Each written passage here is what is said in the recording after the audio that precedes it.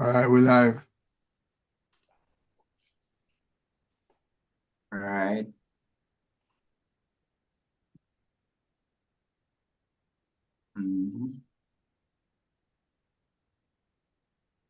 Hold it.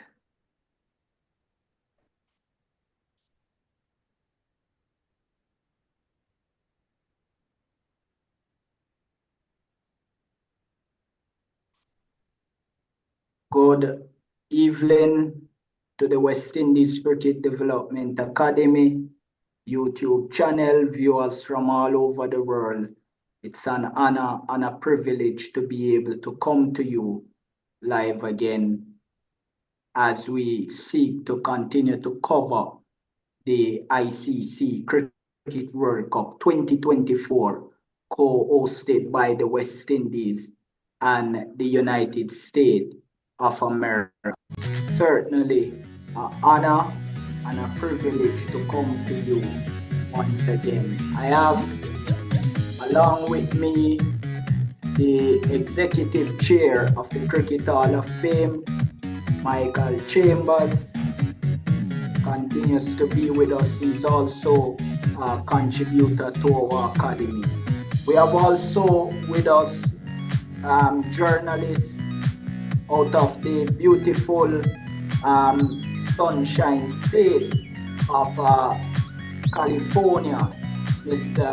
And fellow journalist, Mr. Dennis E. And we also have with us the Honorary Secretary of the Cricket Hall of Fame based in New Jersey, also a consultant with our academy, and that is Mr. Dale Brown, a fellow journalist as well, and he is along with us. We have also President of the Cricket Show based in Florida, and also a fellow journalist, Mr. Leon Francis. And we have with us, though his camera not working today, but the Cricket Hall of Famer and also a fellow journalist, Mr. John Melbourne, is with us. Just to note that Mr. Dennis Eade is recently nominated and slated to be inducted in the Cricket Hall of Fame come October 5th.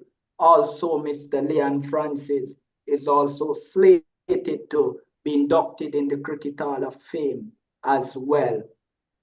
Gentlemen, good evening to you. Thank you for joining once again as we seek to dive into what was really a heart-pounding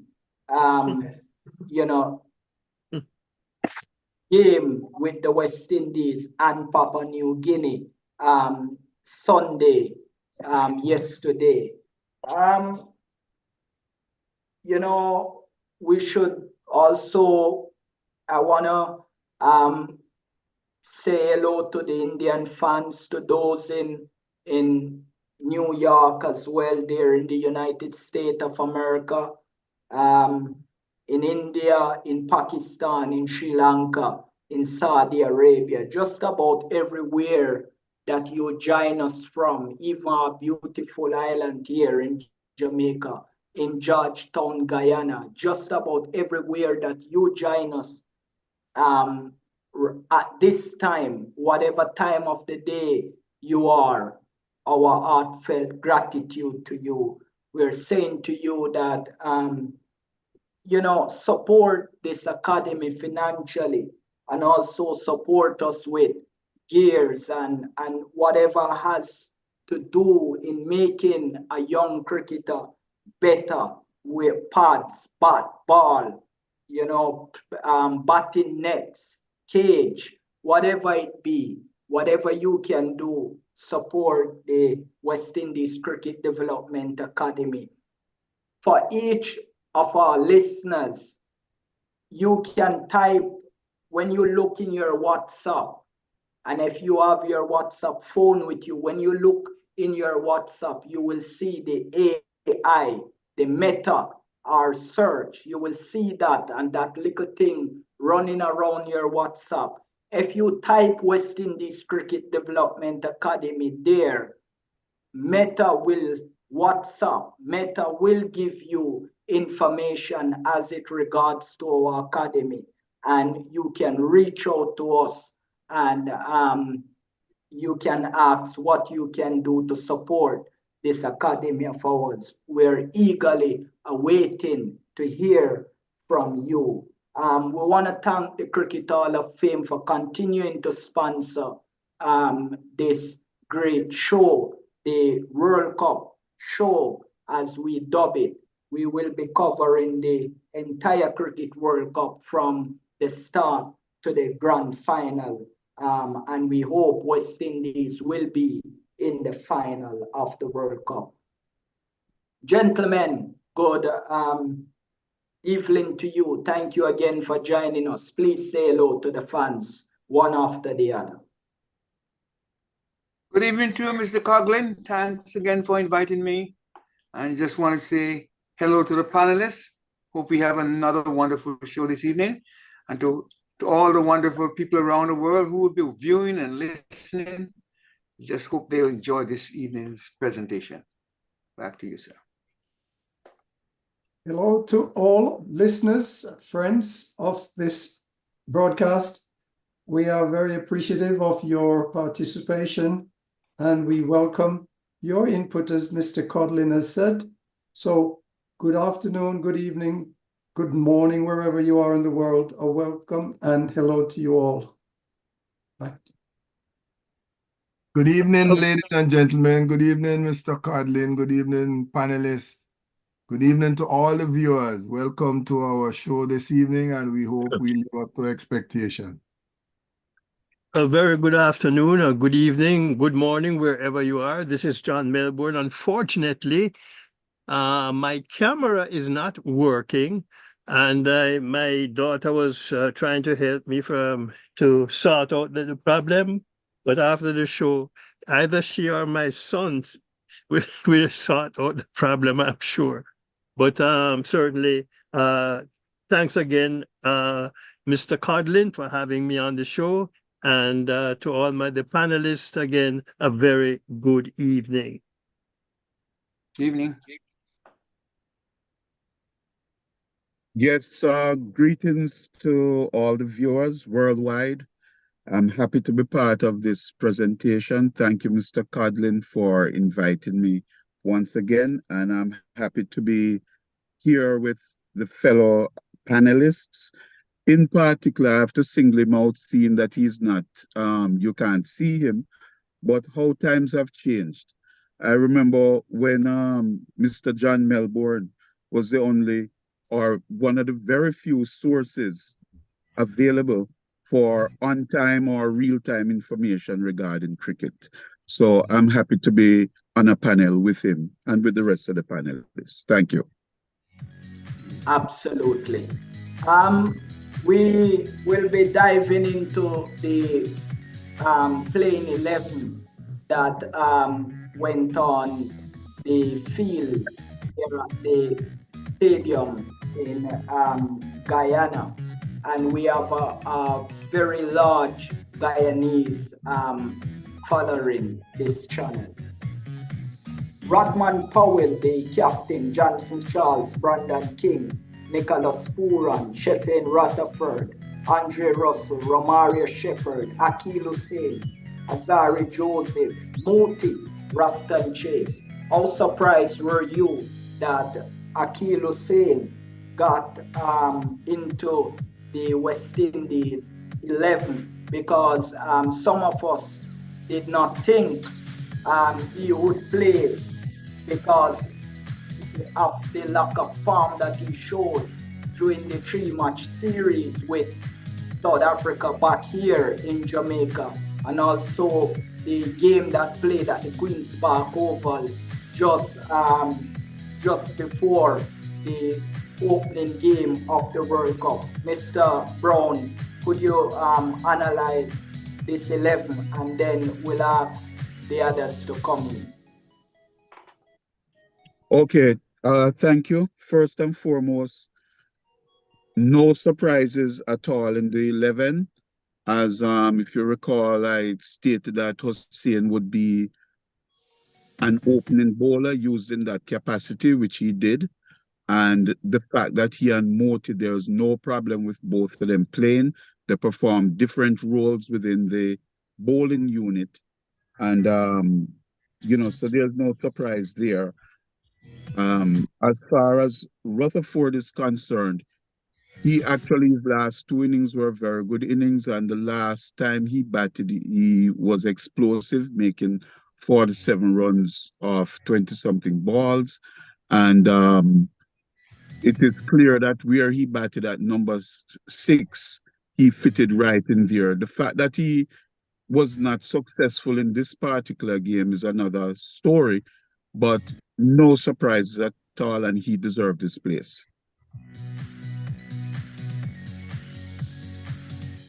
Mr. Heath? Yes, Junior.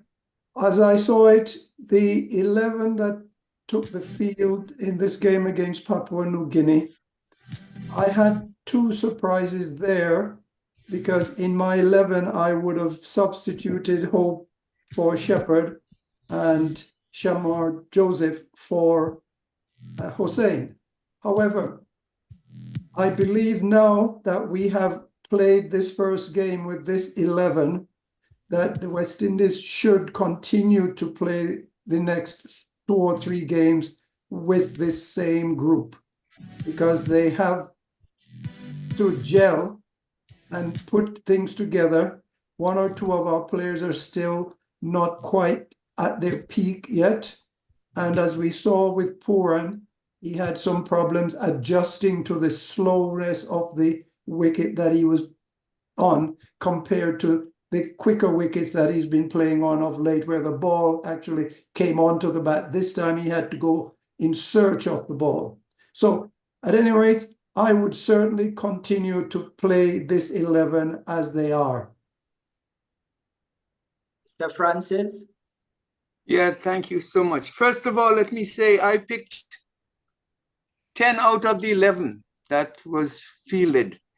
The only change that was different to my team that I named would have been Rutherford out for Shamar Joseph. Winning the toss and sending in the opposition was a good choice.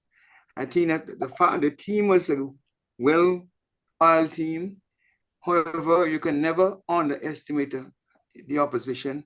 It comes to these matches because they were up, they knew every trick in the book. And the fact that they had Simmons as the opposition coach, that played a great part. I believe he worked on Johnson Charles with that delivery full on his part, and he didn't have the answer. But we cannot be underestimating a team. When once you're in this big tournament, you have to make sure that you're prepared because anything can happen. I applaud them for the win. I say a win is a win, however narrow it may be. I applaud them. Back to you. Michael? Well, as you all know, my only problem was whether or not Brother Chase was going to get a game.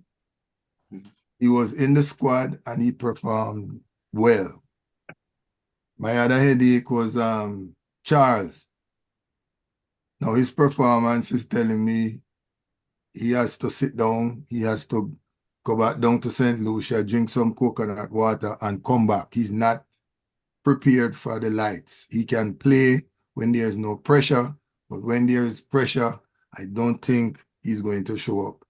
I think Brother Shea Hope now should be opening with whoever they're using. But Brother Charles should probably take a break. He is not up to par when it comes to the limelight. I didn't get Tetmire, and so I was disappointed, but that's all right. I was very upset. Once I saw 3 wickets go down, my head was hurting. There was no reason why we should lose 3 wickets, and there was no reason why we should have bowled 20 overs to these fellows. They should have been out in 15, and we should have knocked it off with 3 wickets. what's going to happen when we get down to Afghanistan? That's going to be a little bit more nail biting. So I'm not worried about who they pick. I'm just saying we need to get the mental fortitude up. I don't think the guys are up yet. They're not ready. That's me. Mr. Melbourne. Yes, sir. Thank you so much, Junior. You know, I had my 11 prior to the game, and like Leon, there was one exception, and that is Shea Hope, Sherfane Rutherford coming in for Shea Hope. I always felt that Shea Hope should be in any 11 that when West Indies selects a team.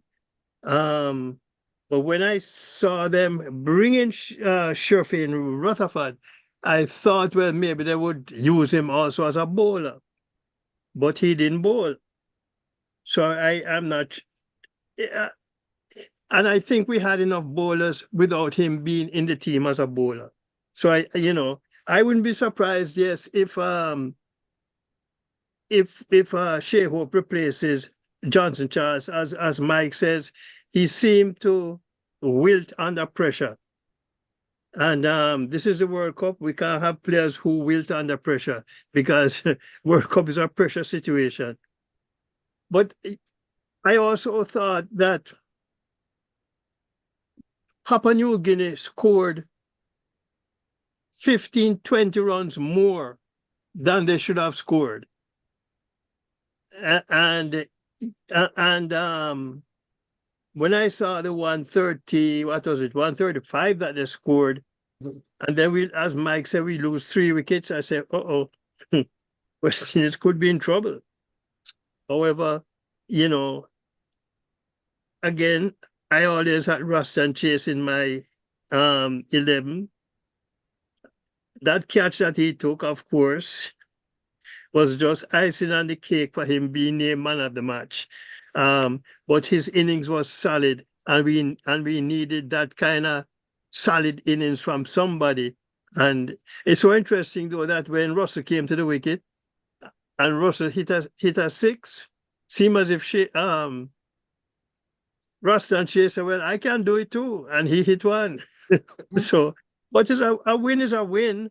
And I suppose we'll have to take our lessons from this game into the next one and see, where the chips fall, because after the next game, the big one is against New Zealand.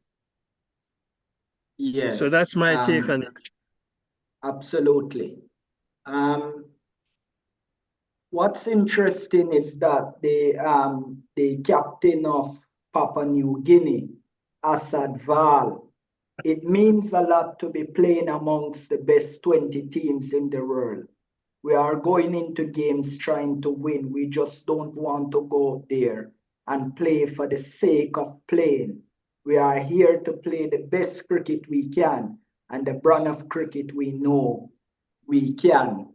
So, as you suggest last week, Mr. Melbourne, rather the last time we were on, that Papua New Guinea has the motivation, and even though you suggest that it might work against them, the landslide that happens within their country, but from what we are seeing here, it seems as if it works towards their putting out a good show.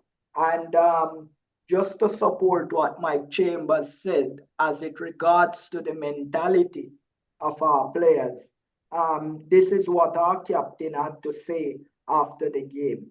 Credit has to be given to Papua New Guinea. I think their plans were simple and they played good cricket. Was that an honest assessment from the West Indies captain Rodman Powell to the opposition, Mr. Brown?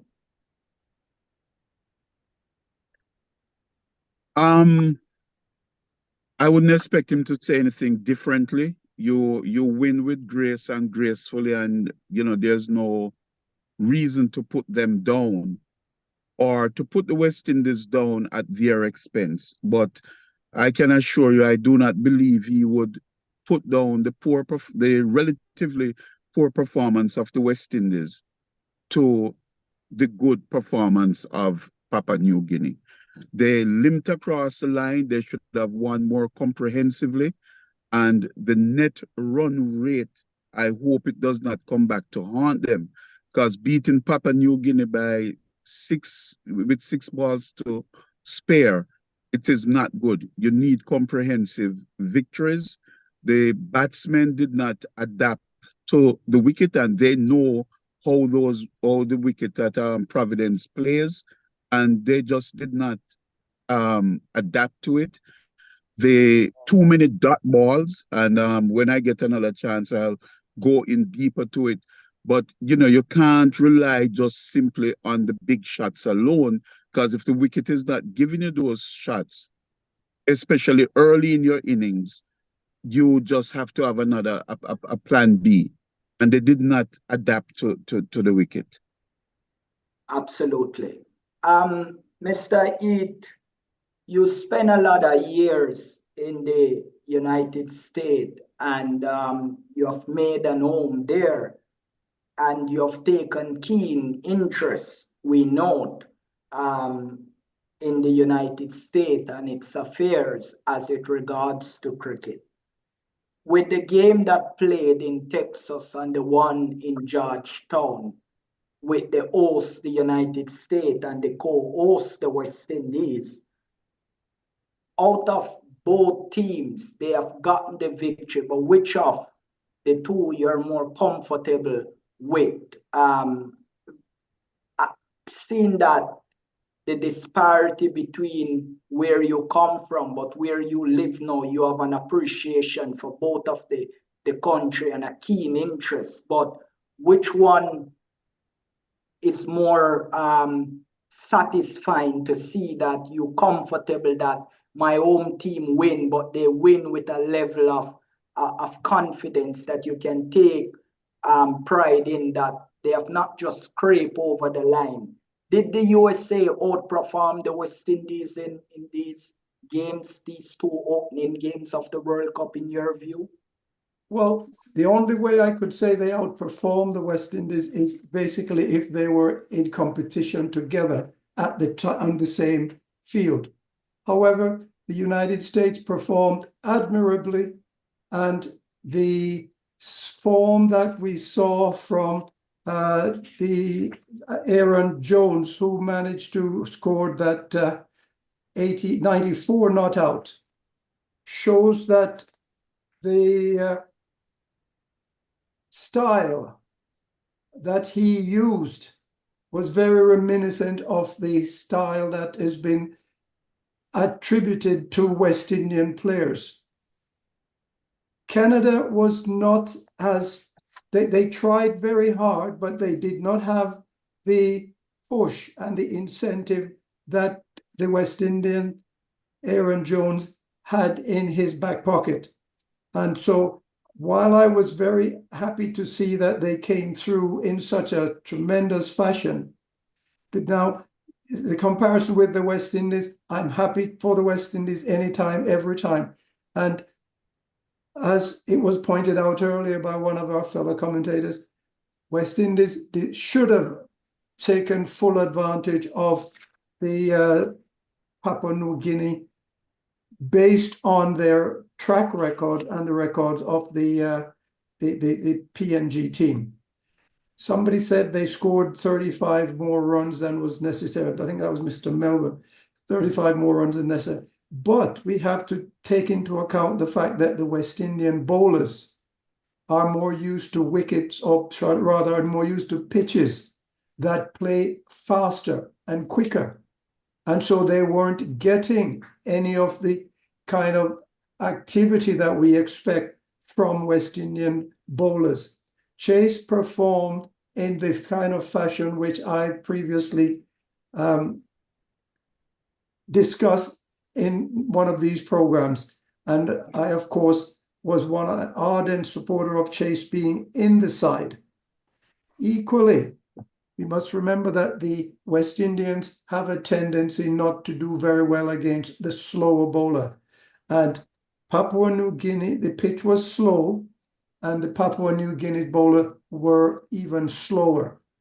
And therefore, West Indian batters were not able to play with the comfort and ease and the style that is expected and that their coach has indicated will be their format of play. So yes, I'm happy that the United States have done very well, and I will continue to root for them doing well. And at the same time, I'm happy to say I have a second team in the bag, and that is the West Indies being able to move forward. Absolutely. Mr. Francis, are you worried that the West Indies very early in, other teams will be gunning for them because they're at favorites despite of what would have happened? But it's an obvious weakness, a continuous obvious weakness where spin bowling is concerned. What do you believe they can do to negate this obvious threat of slow bowling? First of all, thank you again. I just want to go back a little bit to the match there, because what Puran, the review were taken against Puran, it might have been a different situation. Personally, I would love to have seen that they took that review and he was given out to see the reaction. And after that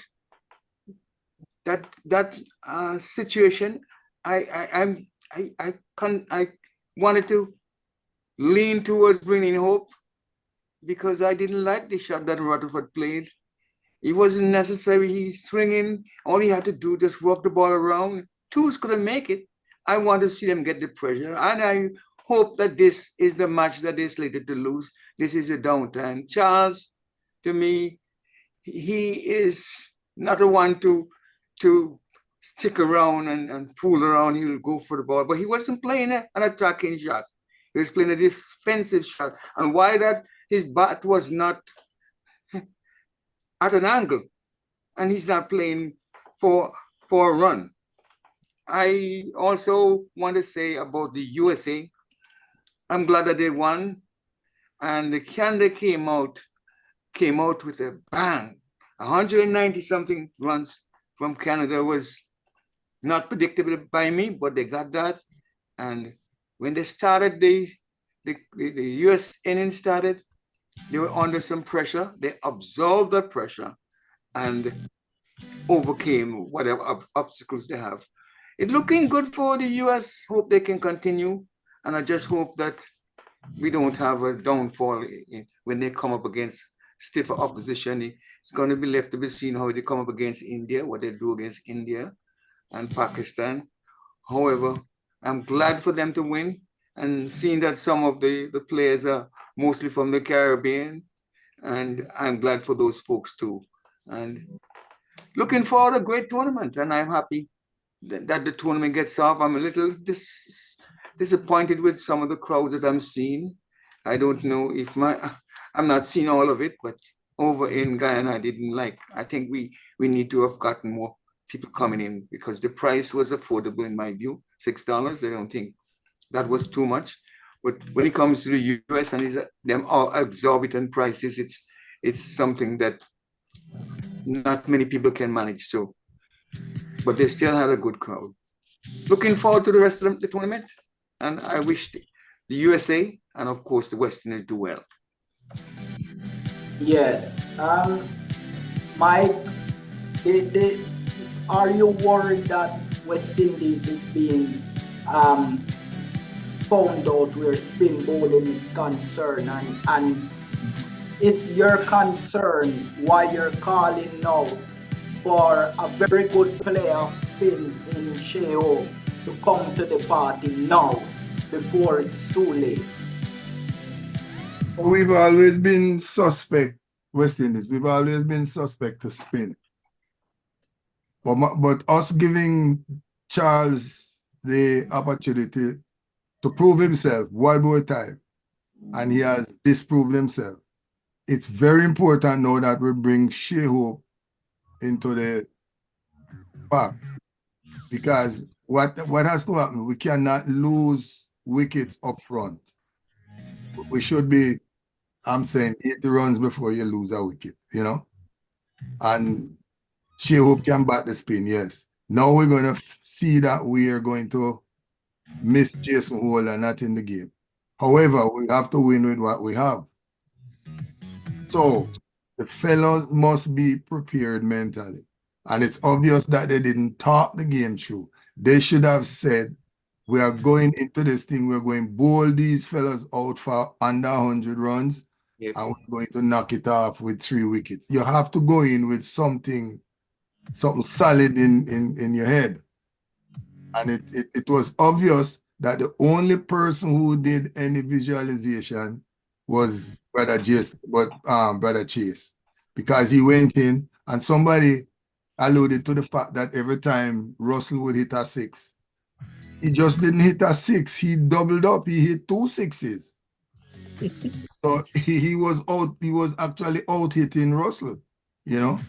So he came well prepared. If the other guys would bring their mindset up to chases, I think we have a good season. But if we lose too many wickets up front, we're not going to be able to survive when we get up to the Australias of the world and even Afghanistan. We have to play Afghanistan now with a plan. They have to have a plan in mind.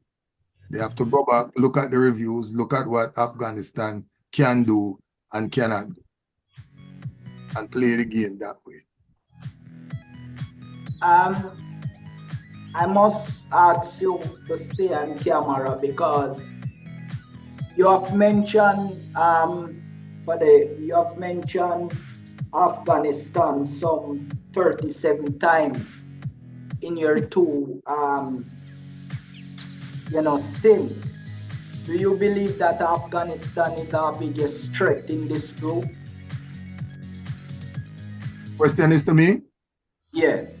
I totally believe Afghanistan is the team to beat, not New Zealand. I hear you on that. John Melbourne, Hall of Famer. What areas do West Indies need to improve before their second World Cup game? And that would be against, yet again, a new team on the scene, Uganda. Well, one of the it's funny. We have been talking now for a few minutes, but one of the areas we have not looked at is our bowling. And I mean, while I don't regard myself as a cricket expert, I was a little bit concerned with how our skipper was using our bowlers, the changes that he was making. Mark you, I did hear one Mr. Ian Bishop say that he was impressed with how Robman was using his bowlers. It's just that, you know, I was a little concerned. I mean, you open up with Hussein, you come on with who was it? I think Shepherd bowled the first over, then he changed and bring on Russell, and then he brought, I forgot who else he brought on. But Yes. and I'm not sure why he had them just bowling 1 over and then making a change. I also felt that maybe he should have given Hussein a 3rd over instead of just 2. And when you look at the bowling, Hussein probably was the most effective, most economical, but he only bowled 3 overs. He didn't bowl out his 4 overs, and that concerned me. Against Uganda, I guess we have to go back to the drawing board to see how best we can deal with Uganda. Yes, West Indies have always had a hiccup against spin, but I think we can overcome that against Uganda. I don't know that Uganda has the spinners to really bother West Indies. Afghanistan, yes, might have spinners to bother West Indies.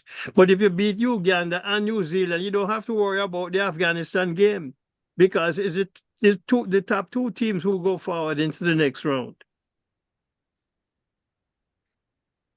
I And heard that's you on my take on it. yes, I heard you on that, and with that, we'll take a break for our sponsor and their featured video in Mind Power. And let's hear from Kimberly Forbes as she talk about Mind Power. Cricket West Indies, for them to raise the maroon flag high again in the Caribbean and across the world in the winning streak, they need the method of mind power training. These methods are visualization, mindfulness, and emotional intelligence. These are the methods that will help them to bring them on top again to be the number one team in the world in all three formats of the game: Test, ODI, and T20. Sir Andrew Strauss is a living testimony to mind power training. This method had helped him throughout his career and still helping him. We need players to learn this method to conquer the game of cricket.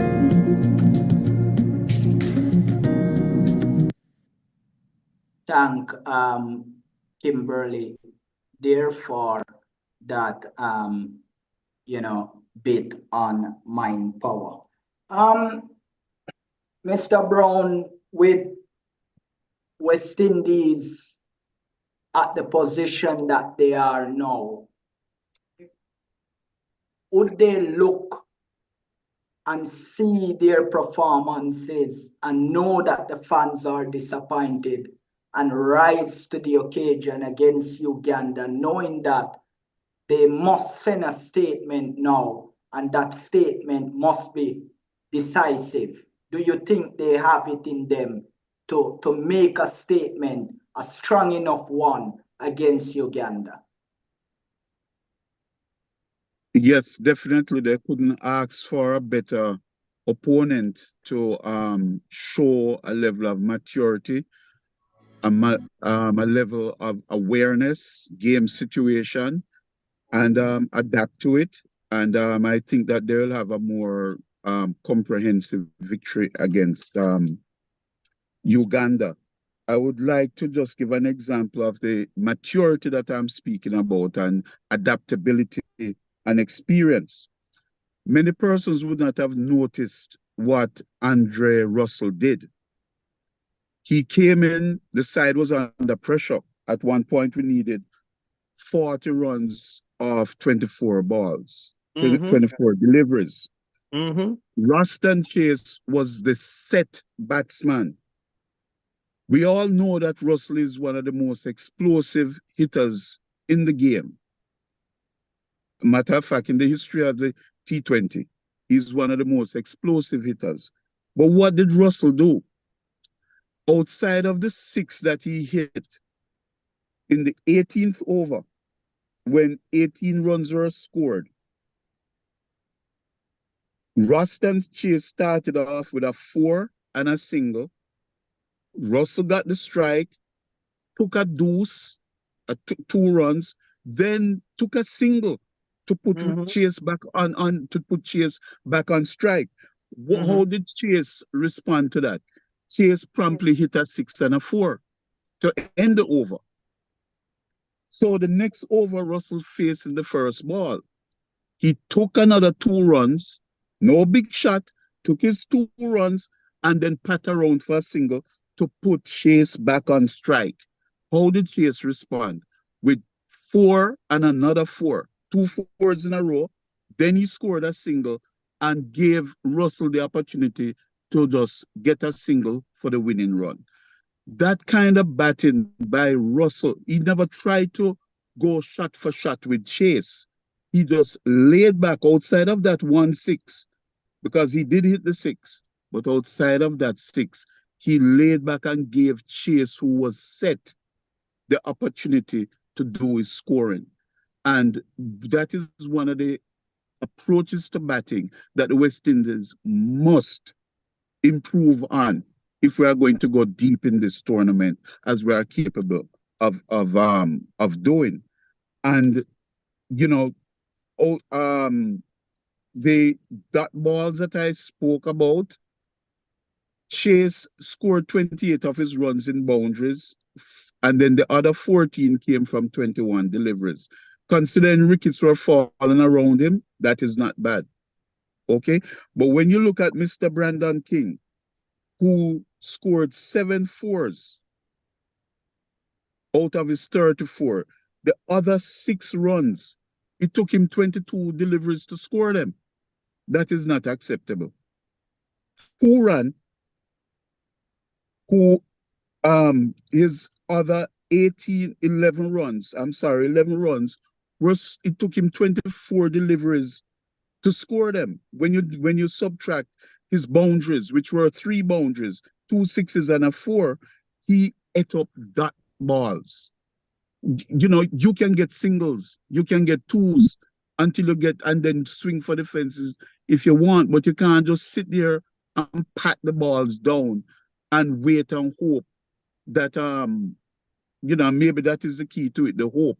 Because now Shea Hope and Hetmeyer, with the failure of Johnson Charles and Rutherford, it is left to be seen now, will the selectors opt for those 2 alternatives?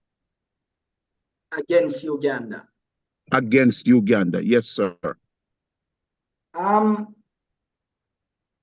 Let me just remind the viewers to, you know, subscribe to our channel and, you know, watch the ads on these productions that we're putting out. It's important that you do, because when you do, funds will come to the academy and it will help us to do the things that we must do for these less fortunate cricketers here in Jamaica and in the rest of the Caribbean. We're actively negotiating with clubs and academy associations in the UK in the hopes of giving opportunities to our youngsters. You can type in your WhatsApp Meta right at the top, West Indies Cricket Development Academy, and it will give you information on our academy. It will also lead you to where you can make contact with us, as we are in partnership with WhatsApp, and we certainly thank them for giving us an opportunity. When I look on what the Ugandan captain said, and this is what he says, there's obviously a lot of excitement back home. It's not just a first for us in cricket, but we believe we are the 3rd team in any sporting discipline in the country to qualify for the World Cup. So it's not a small feat. So it's not just the cricket community that is supporting us. There's a lot of the other guys in all the other sports as well as the government back home. So yeah, the whole country is super proud of what this team has achieved. And they're looking forward to seeing us going out there and representing the country with pride. It's a huge responsibility for us, not just about the cricket anymore, but we carry the whole country hopes on our back. Michael Chambers, So that's with your expertise on mind power, is this a statement now to the West Indies that we're not going to just turn up at Province International Stadium? We are coming because we have the hopes of 5 million people on our back. Do you think this is what they need to do what Papua New Guinea failed to do? No, Papua New Guinea failed to win because West Indies was the better team. So West Indies did not come to the game to play cricket. Now, if we do the research and you call up your friends at Guyana and ask them, where were the boys at 1 o'clock this morning before they went to the game? And they will tell you they were out drinking and partying. I am not taking a bet on that, but I am going to tell you that's probably what happened. They didn't come to the game to play. They came to the game just because they had to come. Papua New Guinea wanted to win, but sometimes, you know, not everything you want you're going to get. Uganda, not supposed to challenge West Indies any way, shape, or form. Uganda is going to come to the game. They have too much baggage in the game. If they are coming to make sure that they win for the country, that's too much pressure. So they are overpressured. So there's no reason why they should beat West Indies in a face-off. West Indies must be calm and relaxed. That's all I ask of them. A good belly full and some good sleep. And if they do that, they'll be in good shape. Yeah, the authentic, we have some people online watching us, and we're asking you to comment. We want to hear from you. We are able to see your comments. We want to hear from you. The authentic one said, this is Russell's year. Many milestones will be achieved. John Melbourne, your thoughts on if this is Russell's World Cup? Well, if Andre Russell is fit, he will be a tremendous asset to this West Indies team. He is now the veteran in the team. He's not the youngster anymore. And so I believe if he is fit, he will be, as I say, a tremendous asset. But it's not only Andre Russell alone. It's a team. And we have a captain who is, I think, has been leading the white ball, at least the 2020 team, you know, quite good so far. I think I look at other things. And as I mentioned before, the bowling. Were we bowling too many wides? How do we clean up the wides, give it up runs? How do we get our bowlers to bowl wicket to wicket? And I think these are the areas that we have to be concerned about. Is the bowling. That is the defense. What role does the power play have in how the captain uses his bowlers? Is that why he made all those early changes at the top of the innings? But as Mike said against Uganda, West Indies should not have a problem. We have a tendency to fall down against associate teams, but I think we can get over that hump now. I think this group is mature enough now to be able to do whatever is necessary to get by the associate teams and move on to the big teams, the New Zealands then, and beat them too. But then I have the other question I also want to ask. Are we disillusioned to think that this West Indies team can win this World Cup? Considering it's the same players who have not done as well as we would have liked in the past. These are the same players we have on the field now. Mark you, they seem to have a little bit more experience and maturity. So that might be the thing that is required now to take them to the top.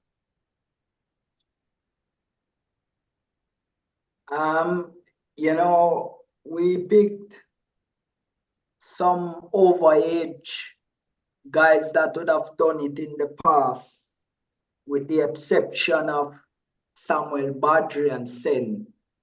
to the World Cup that we were kicked out of when Roger Harper was the lead selector. And we did not reach the other round when we went to Australia some time ago. So it's a new team under Russell Remain from the debacle that we suffered a few years ago before this World Cup. From Mr. Leon Francis, from what you're seeing, does West Indies have the killer instinct to send a statement to the others? Send it with Uganda. What are you expecting West Indies to do against Uganda for the June 8th encounter? Certainly, Mr. Coughlin, they have not shown me that they have the killer instinct at this point. But it can come. That first match that they played was below par. It wasn't up to their normal standard. The fielding to me was not the best. The bowling was really about 80%. The batting, of course, was about 60, 75%. But that match could serve as a reminder they have to wake up. No one in this tournament should be underestimated. I like to see everyone go out there and play as if they're at home. You're at home, you're supposed to have an advantage when you're playing at home. They have not utilized that, and I hope against Uganda, they wake up. They're supposed to beat Uganda badly. I think a couple of the panelists said that before. They're supposed to beat Uganda badly and go on to show the other teams that we are at home. You're in our house. And as such, they're supposed to put their names up front and say, listen, you can't come into our house and beat us. Some changes has got to be made. And if they don't make change, it will make these guys be complacent. You got to take an example of who? The weak links, you got to change them, at least one or two. But something happened earlier and someone said that they should have bowled. Akil should have bowled out. I not even bowled in the third over. He should have been bowled out. And then we would have an opportunity probably pick up another 2 wickets. And then the Pacers come in and clean up the rest. They didn't do that. However, they still got a reasonable total. 136 was not on a huge total, but they made a mess of it. I don't know. I have a feeling I don't like to see Puran at number 3, to be honest. I would love to see him at 4. And if you're going to bring in anybody, bring Hope in 3 and drop Rutherford. That's my take. I agree with you. Akil Hussain had it going on for him. And I think the captain made a tactical error there. The Authentic One said, this is where Obey Mackay comes in. I think he adds that extra impetus to the bowling department.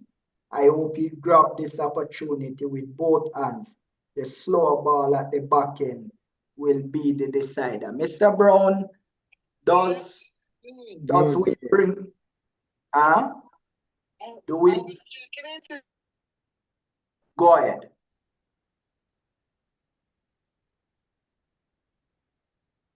Brother Coughlin, I heard another voice there. Yeah, I don't know if Leon wanted to. No, I did. No, I hear the voice as well. Okay. Yes, okay. I wasn't able to hear exactly what you said, Brother Coughlin. Yeah, let me repeat. The Authentic One, this is somebody that is watching in the comment. And we're happy that you're commenting while you're watching our show. This is where Obey Mackay comes in. I think he adds that extra impetus to the bowling department. I hope he grabbed this opportunity with both hands. The slower ball at the back end will be the decider. Do we bring in Obey McCoy and a slow Guyanese pitch? Do you think it will make the difference against a Uganda team that is fired up from what the captain said, that they have the country on their back, carrying 5 million people to impress? Okay, Uganda will be playing Afghanistan tonight. So we'll see exactly or get a good idea what they are made up of after tonight's game. But with that being said, the bowling, as we have all commented, I think was not penetrative at all. I believe again that, and I echo what everyone is saying, Akeem Hussein opened the bowling, came back, bowled another over, and then somehow 20 overs went by and he wasn't given up another opportunity to bowl again. And he bowled his 3 overs just for 9 runs. You know, he was by far the most economical. And with that being said too, Moti started out well, but then he got clobbered in his 3rd over. They scored almost 20 runs off him in that over. And if he's going to bowl like that, he can become a liability. I do believe that Obed McCoy, a place ought to be found on the team for him, given again that he does not depend on his pace to get that wicket. He's somewhat like, not to the quality, don't get me wrong, but something like a Bravo, Dwayne Bravo, utilizing the slow ball, taking the pace off the ball, and making the batsmen generate their own power. So I think that's his biggest attribute. And maybe with the slowness of the wicket, he can bowl cutters and vary his pace more effectively than some of the other persons who may, you know, because I didn't like the way Alzarri Joseph bowled, but I know he's going to retain his place. But that would make Moti expendable as far as I'm concerned. And I would more than bring him in place of Moti. Yeah, because you know, the Alzarri Joseph is the vice captain. Yes. As we're seeking now to wrap up, we don't have a long show tonight. Mr. Melbourne, what can the West Indies do now to win back the support of the fans that, you know, saying that maybe they're not ready for this, and maybe we're being delusional that they are able to win this World Cup? What can they do to change the sentiments that are out there? You know, I don't think fans are delusional. I think they want to see West Indies. They want to see the West Indies do well. And you know something? I guess as a person who played sports, sometimes I don't care how I played. All I was interested in is winning. And yeah, as long as they win, as long as they get the combinations together and are able to win games, then, you know, once they win, I think the fans will be there. But it will be interesting to see who is it? I think Uganda plays tonight against well, they play Papua New Guinea on Wednesday. No, they'll be playing Afghanistan tonight. Yeah, and they play Papua New Guinea on Wednesday. So we probably can get some kind of a yardstick to see how good. Maybe we're not giving Papua New Guinea enough credit. Yes, there might be an associate team, but maybe they are a good team with a couple of good players on the team. And they probably, I guess they planned well. to hold on to West Indies. But I want to see how they do tonight and on Wednesday against, and even when they come up against New Zealand, to see how they do. But I mean, I am a fan of West Indies. I am disappointed when they don't play well or we don't get the wins. But as long as we win, baby, I don't care how you play. Yeah, Mike, your final words on the game that comes up against Papua New Guinea, and you know the expectation that you're looking for this West Indies team to please the fans that are now worried, because we must accept that there are some genuine worries that is going around with our team.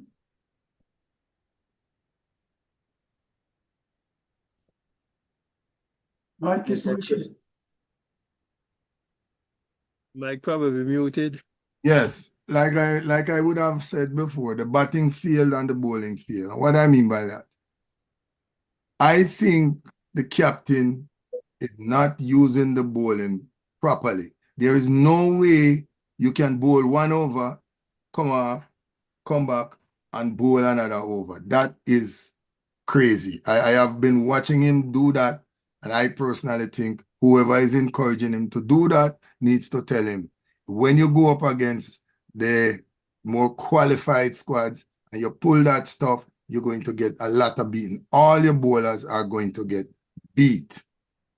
Let the fellows bowl. It's nice to open with a spin bowler. You better be careful what you're doing when you keep going down the line. It's not going to work. They need to sit down and think out the bowling strategy. When we go into bat, how are we going to make our runs? Are we going to just wait for the sixes? Are we going to do like Brother Dale said? We're going to move the ball around. Don't take any quick singles. Do not take any risks. If the single is not there, don't take it. But push for your single and go for your big hits. But you have to, like Brother Dale said, forget about the dot balls. There should be no dot balls bowl at your team. So if they can tighten up those little pieces, the captain change the way he's using his bowlers, and the batsmen take a page out of Chase's book, I think we will be in good shape against Uganda. Mr. Eid. Yes. Several comments ago, someone said about the bowling. I think what Powell was doing, I think he was experimenting. He believed that Papua New Guinea would have been fired out early, and that is why he wanted to use just one bowler, because he wanted to have a look at all of them. In fact, if you look at the way I see it, Joseph was the fifth bowler, and Joseph is our premier strike bowler. So it's no way you're going to bring Joseph on as the fifth bowler. He was just attempting to see if he could fire out Papua New Guinea in a very quick manner without bowling just two bowlers rather than the five. Now, when it comes to Russell and Chase, according to one of our commentator here, I think what was happening with Russell and Chase is they were resolving the strike. Note they weren't sitting on 2 or 3 dot balls. They were changing the strike and taking the singles or the 2 as necessary. Pooran played a little less strident than he normally played. And that was because Pooran is used to playing on those faster wickets in India. He had shown in all of his innings that he can handle those faster deliveries or even the slower deliveries on a faster track. So I do not hold it against Pooran, because I could see that he was struggling to get the rhythm, and he made the effort to make the necessary changes. As far as team selections, I would say no change is necessary at this point. We have to give these players 2 or 3 matches to see how they perform. After the second match, we may consider making change. But this team that played against Papua New Guinea, that's the team I would play. I'm a firm supporter of hope and would like to see hope come in the team. But right now, we must go with the same team. As far as Uganda, West Indies must demonstrate their dominance and discipline and their match preparedness. They cannot go into this unprepared. Took it for granted. West Indies took it for granted that they could roll over PNG. And this is a lesson that they must remember. They cannot do that with Uganda. They have to come prepared. Is it Russell's World Cup? Well, Russell's brings talent. He brings power. He brings experience, and he brings explosiveness. This, coupled with his performance in the IPL, could well be Russell's World Cup. West Indies, do they have the instincts to win? They have, if they make the adjustment to the conditions and the state of the pitches that they're playing on. So that's where I see it, and that's how I think if they perform in that manner, they should go very far. Quite lovely assessment there. Mr. Francis, your final Yes, word. I just want to echo the sentiments of Mr. Heath. Most of what he said, I agree with entirely. I want to add to that on paper, West Indies are ranked 4th, and I want to congratulate them as being ranked number 4 in the world in T20. Afghanistan, New Zealand is at 5th. Afghanistan is at 10th. Papua New Guinea at 20th, and Uganda at 22. That means that we should have no problems with it, but we can't take them for granted. Russell not only bring all these things when Heath mentioned, Russell brings fear. Whenever a bowler sees Russell in the wicket, they are scared to bowl at him. And that's what we need, to put the fear in the opposition. And if they go on with that mentality, as Mr. Chambers always point out on the show, there's no reason that we should be worrying about victory, and we should beat them badly. I wish them well, and I hope they live up to expectation. If they make a change, I don't mind if they make one change, but don't want no wholesale change at this point. Can't take any chances. Go with the mentality, you're in your house and no one should come into your house and beat you. Wish them well. That's my contribution.